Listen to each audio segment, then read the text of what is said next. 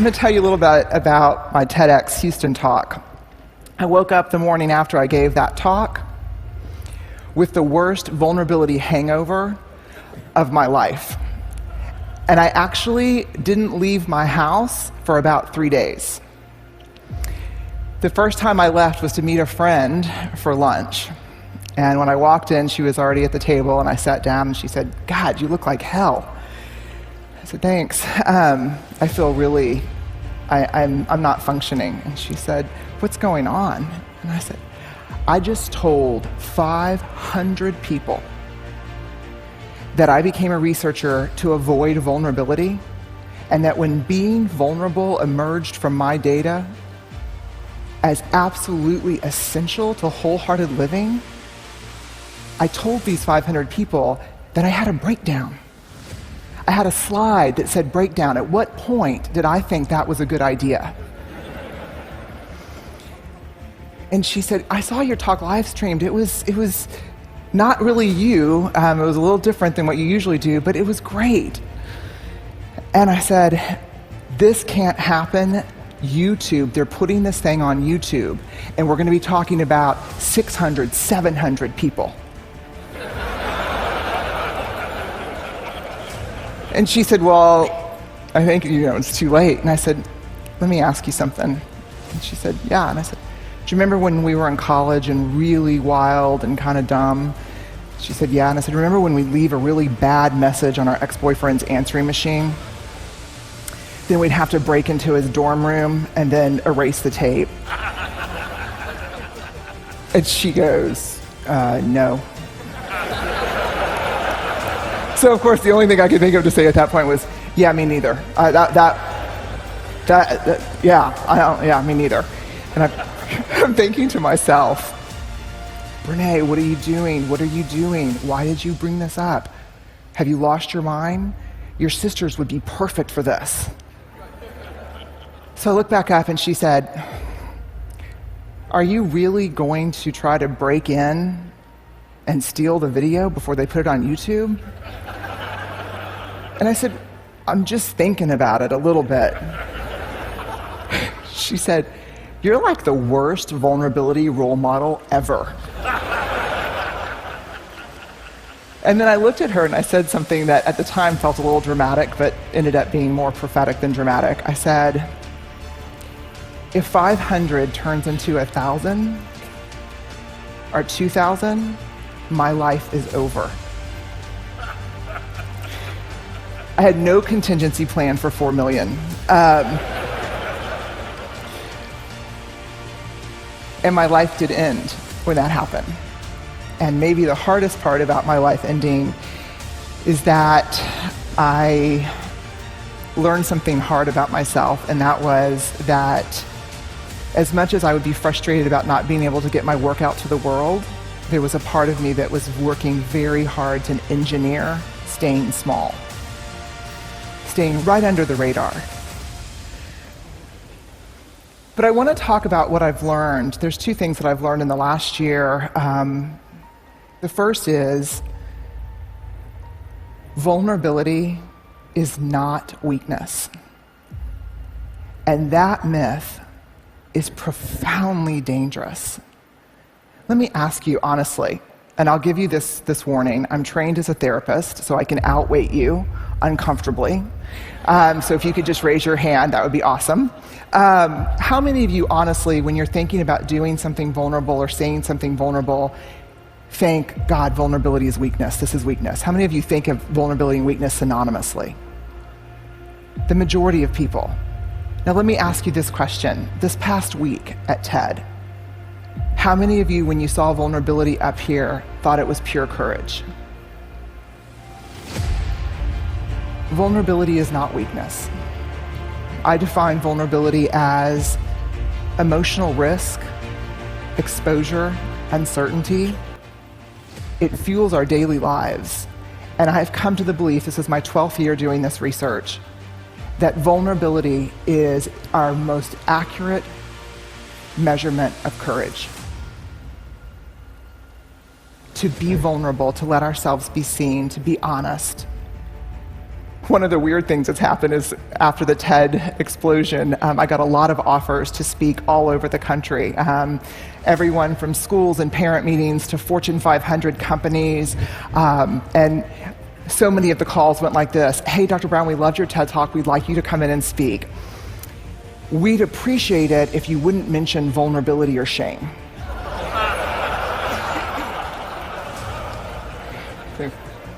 What would you like for me to talk about? There's 3 big answers. This is mostly, to be honest with you, from the business sector: innovation, creativity, and change. So let me go on the record and say, vulnerability is the birthplace of innovation, creativity, and change.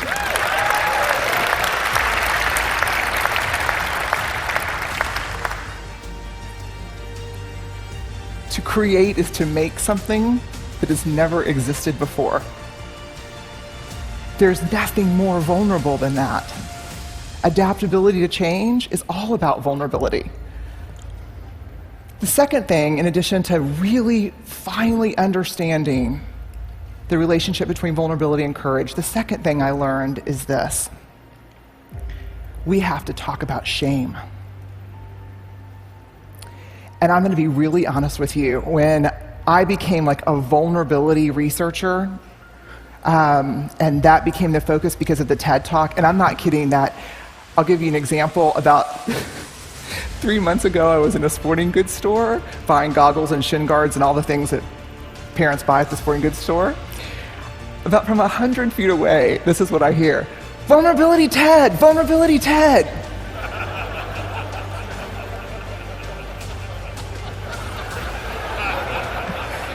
Yeah, I'm a 5th generation Texan. Our family motto is lock and load. I am not a natural vulnerability researcher. So I'm like, just keep walking, she's on my 6. And then I hear, vulnerability TED. I turn around and I go, hi. She's right here. And she said, you're the shame researcher who had the breakdown. At this point, parents are like pulling their children close to look away. And I'm so worn out at this point in my life. I look at her and I actually say, it was a frickin' spiritual awakening. And she looks back and does this. I know. And she said, we watched your TED Talk in my book club. Then we read your book, and we renamed ourselves the Breakdown Babes. And she said, our tagline is, we're falling apart, and it feels fantastic. You can only imagine what it's like for me in a faculty meeting. So when I became Vulnerability TED, like an action figure, like Ninja Barbie, but I'm Vulnerability TED, I thought I'm going to leave that shame stuff behind, because I spent 6 years studying shame before I really started writing and talking about vulnerability. And I thought, thank God, because shame is this horrible topic. No one wants to talk about it. It's the best way to shut people down on an airplane. What do? I study shame. Oh. And I see you, you know.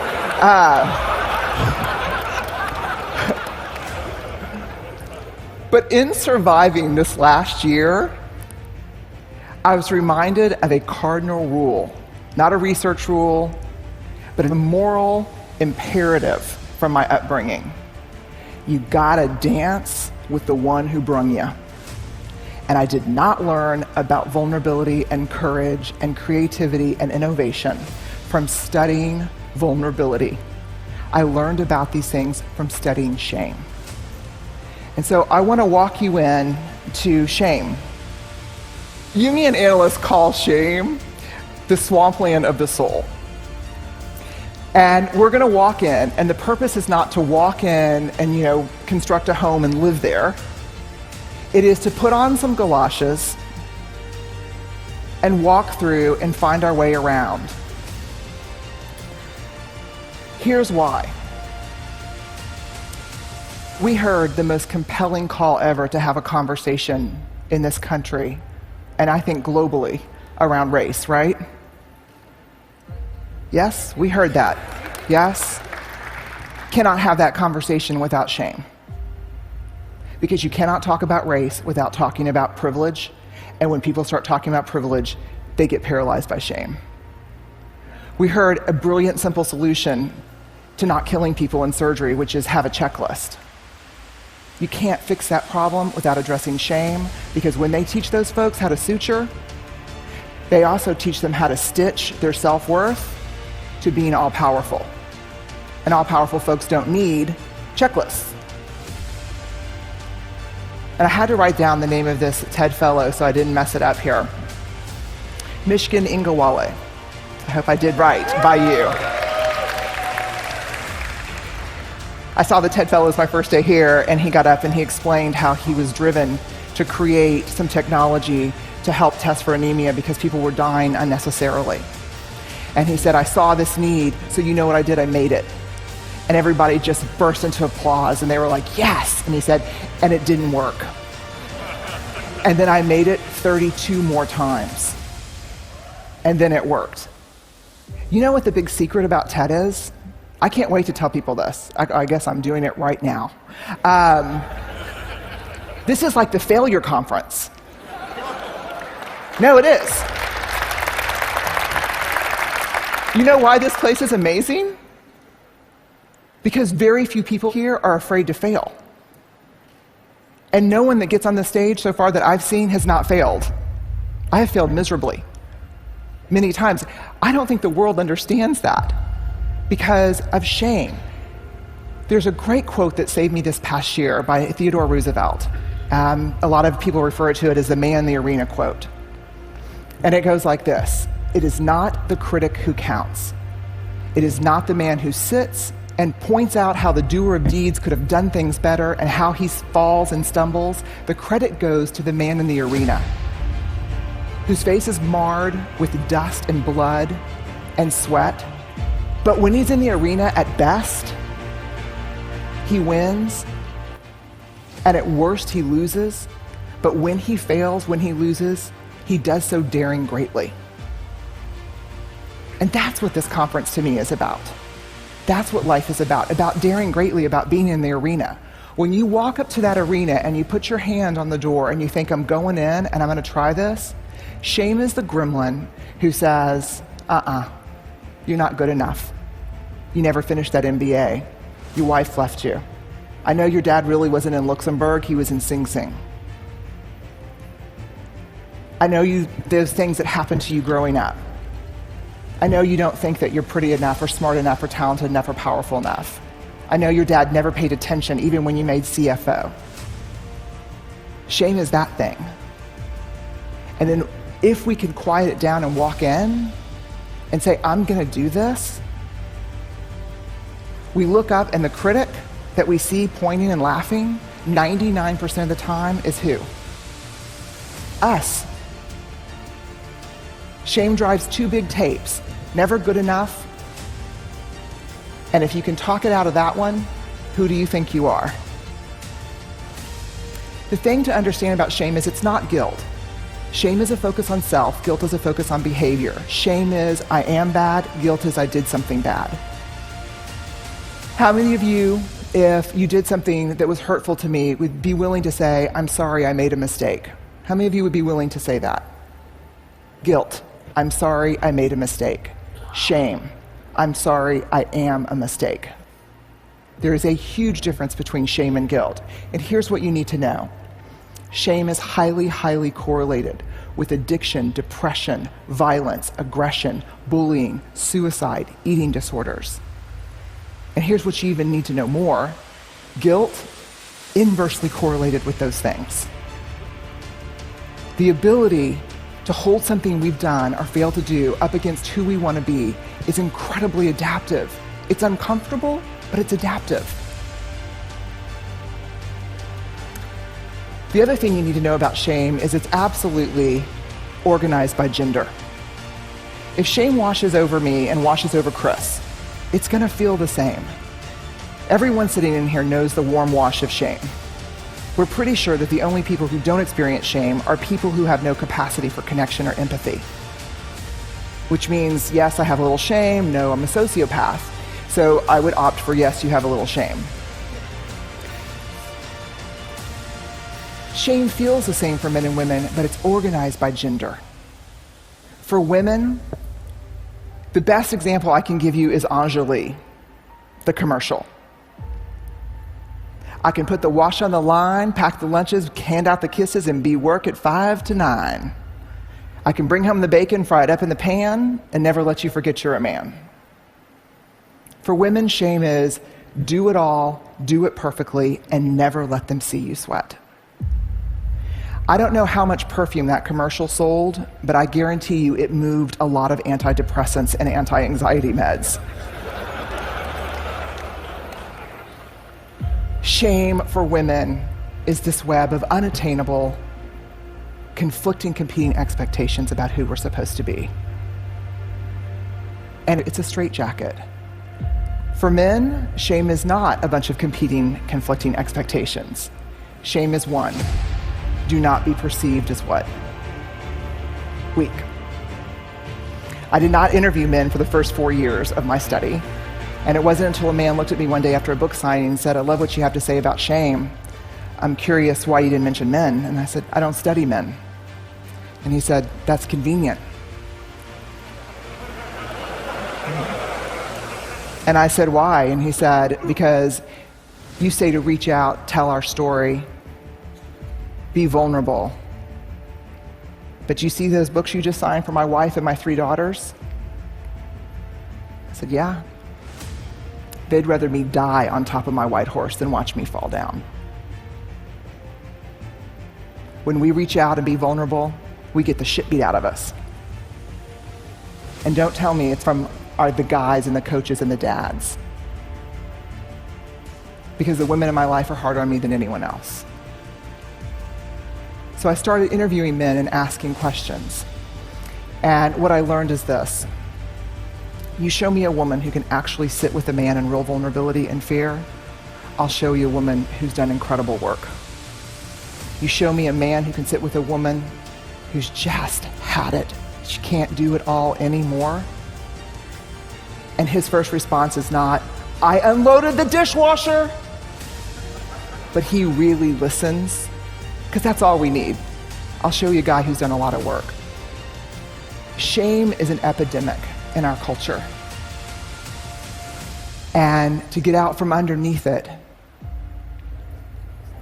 to find our way back to each other, we have to understand how it affects us and how it affects the way we're parenting, the way we're working, the way we're looking at each other. Very quickly, some research by Mahalik at Boston College. He asked, what do women need to do to conform to female norms? The top answers in this country: nice, thin, modest, and use all available resources for appearance. When he asked about men, what do men in this country need to do to conform with male norms? The answers were always show emotional control, work is first, pursue status, and violence. If we're going to find our way back to each other, we have to understand and know empathy, because empathy is the antidote to shame. If you put shame in a petri dish, it needs 3 things to grow exponentially: secrecy, silence, and judgment. If you put the same amount of shame in a petri dish and douse it with empathy, it can't survive. The 2 most powerful words when we're in struggle: me too. And so I'll leave you with this thought. If we're going to find our way back to each other, vulnerability is going to be that path. And I know it's seductive to stand outside the arena, because I think I did it my whole life, and think to myself, I'm going to go in there and kick some ass when I'm bulletproof and when I'm perfect. And that is seductive. But the truth is, that never happens. And even if you got as perfect as you could and as bulletproof as you could possibly muster, when you got in there, that's not what we want to see. We want you to go in. We want to be with you and across from you. And we just want, for ourselves and for the people we care about, and the people we work with to dare greatly. So thank y'all very much. I really appreciate it.